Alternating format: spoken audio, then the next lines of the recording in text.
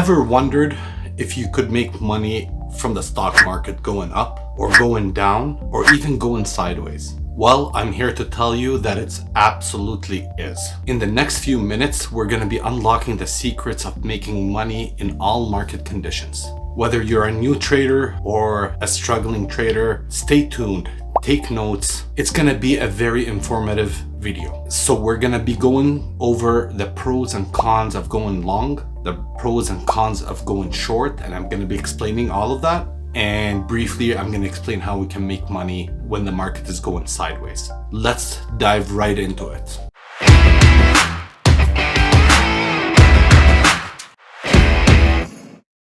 Hey everyone, Zach here, and welcome to the world of investing, the channel to provide information and knowledge to new traders and struggling traders about the stock market, day trading, swing trading, as well as long-term investing, in the hopes that I can help you become a consistent, profitable trader. So let's start when the market is going up. You buy at a low price, you sell at a high price, and the difference is your profit. If you buy a stock at $100 per share and you sell a stock at $120 per share, the difference is $20. That $20 is your profit. That's how we make money when the market is going up. We say we went long on the market. We call it long, or we also use another term. You watch CNBC or you watch any business channel, the bulls or the bears, or we are bearish on the market or bullish on the market. So that's how we make money from the market going up. And we call it that you're longing the market or you are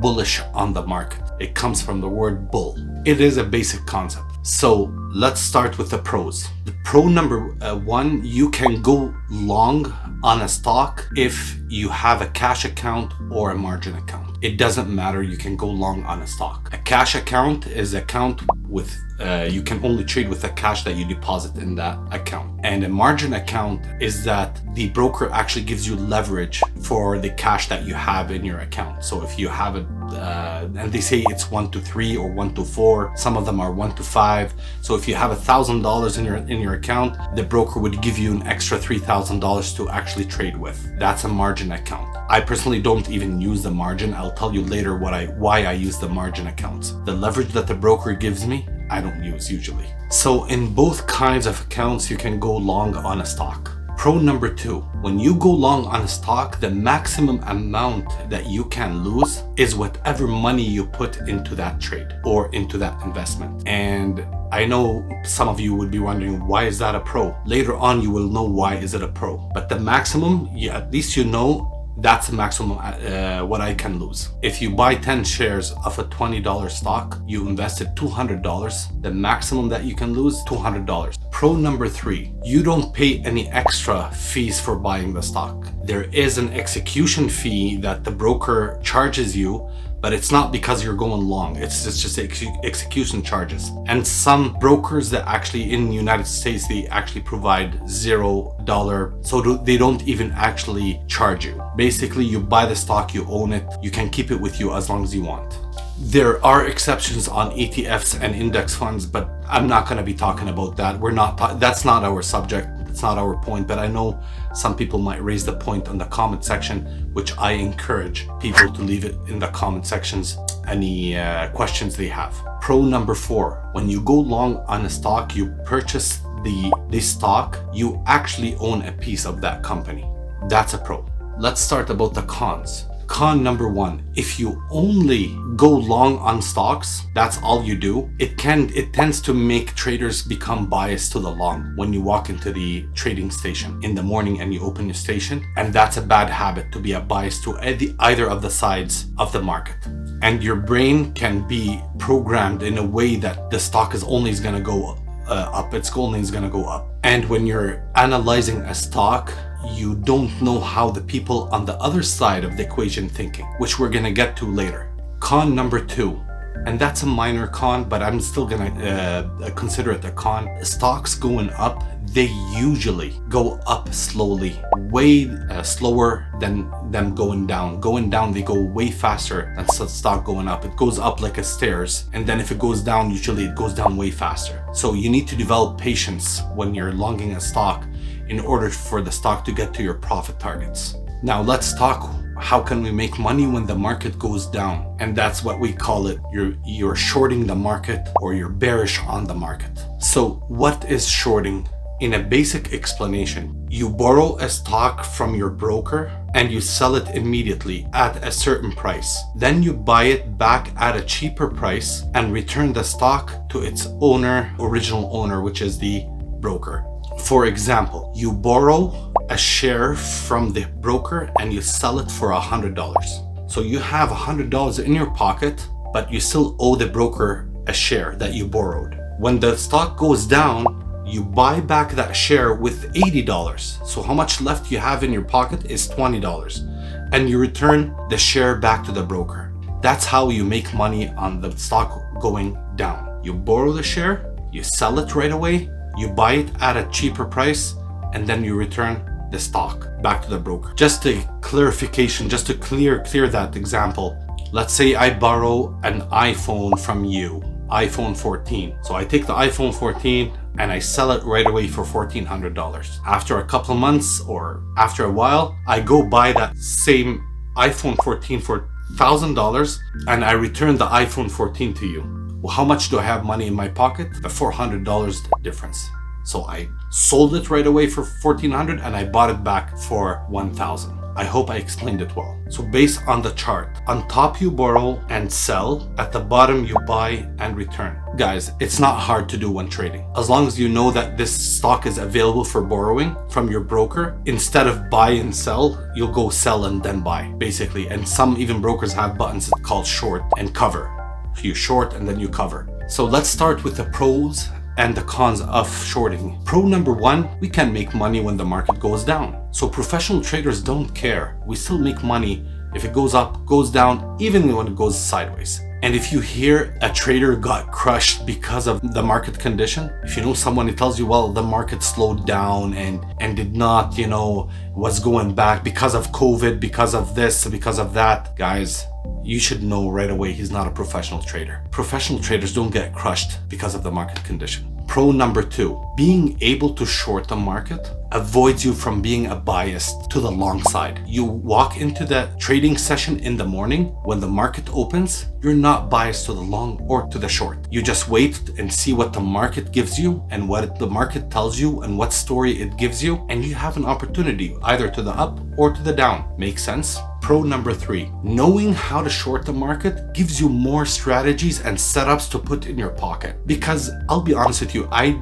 really recommend when someone's learning new, learn one strategy at a time and one setup at a time and master that setup. But one setup is not enough. For the long, at least you need 2 or 3, and for the short, at least you need 2 or 3 or few setups. That way you have a lot of setups in your pocket, and whatever opportunities presents itself, you can take advantage of it. Even some institutional and pro traders, they sometimes go long and short at the same time for the same stock. And that's a strategy, that's an advanced strategy that I can cover later on, but I've used it a few times, and they call it they're leveraging your position. What they do, they know this stock is gonna do a big move, so they go short or they go long on the stock, and they go on the option side and they go buy puts, so it means going down, betting on it to go down, and then they'll drop one of them if it makes the move.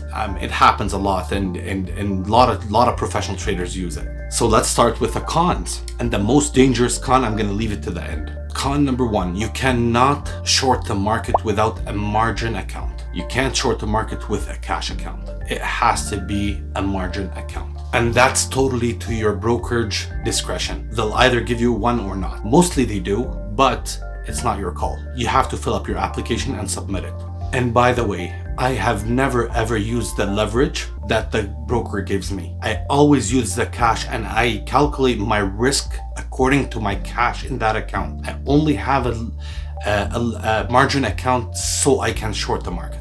Because remember, never trade with money you cannot afford to lose. And that money, that margin, it's not my money. So I panic if I use it. As a big advice, if you have a $10,000 account and the leverage is 1 to 4, so that means they're giving you an extra $30,000 to use, When I use my risk analysis, it's 1% of the 10,000, not of the whole 40,000 that I have that I can use. Okay, it's only 1%. So 10,000, it's $100 I'm risking on each trade.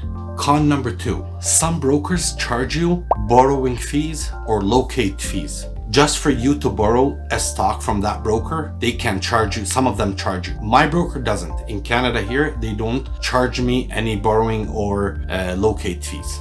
I'm lucky about that. And they only charge me borrowing fees if I keep my positions overnight. And usually in shorting, I do not keep my positions overnight. I only short during the day. I close my position at the end of the day, always. I can't recall one trade that I ever kept it overnight. Not saying that you can't and it's not part of the strategy, or no, there's a lot of pro traders they do. For me, I'm not comfortable doing it because I have to pay borrowing fees and I don't like paying borrowing fees or interests or anything. Con number 4, and that's the biggest con. The maximum amount that you can lose on a trade is infinity. Remember when I told you, when you're going long a trade, when you're going long, the maximum the stock can go against you is to 0.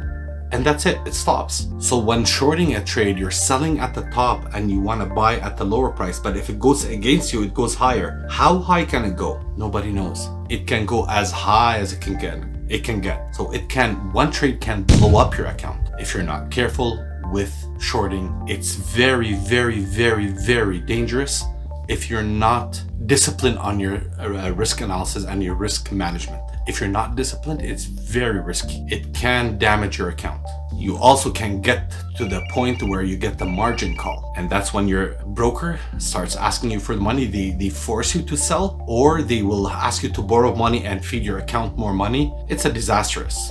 And that's why I put it's a pro that the maximum loss you can have in longing is exactly the money that you put into your trade. That's why it's a pro, because the maximum loss here is infinity. Guys, when GameStop went up from $10 or $12, whatever it is, up to $500, do you know what happened? 3 major hedge funds closed and shut down. And one of them was Melvin Capital. It went bankrupt. So to avoid that, stick to your stop losses and avoid a fatal blow in your account. Now that you know the pros and cons in shorting and longing the market, if you find value, guys, in what I'm saying right now, please hit the like button so it can reach out to more traders that are struggling or really want to know about this. They want to learn about the stock market. And I'm gonna go very brief about how can we make money when the market is going sideways. And that is using option strategies. Traders use iron butterfly strategies. They also use short strangle and short straddle. Those are advanced options trading strategies. As I said previously, later on we'll dive deep more into options and how does it work and into their strategies down the road. Guys, be patient with me. I'm trying to put out as much as videos as I can. We'll get there eventually. Remember, build that patience with me. You'll be doing better in trading. As you know, option trading is a big subject, and those strategies can be complex strategies, and I will be simplifying them in the near future or in future videos. But I will tell you, by knowing how to long the market and how the long and the bulls think, and how to short the market and how the bears think, gives you an edge and gives you an advantage in the stock market, that you know the other side how they're thinking, and it gives you a better edge, and that way you can position yourself in the winning side of the equation. It gives you a better edge on the market. If you want to know about part-time trading versus full-time trading, click this video here. And if you want to know about small accounts versus big accounts and how can we grow it and maintain big accounts, click this video here. Thank you for watching, and we'll see you in the next video.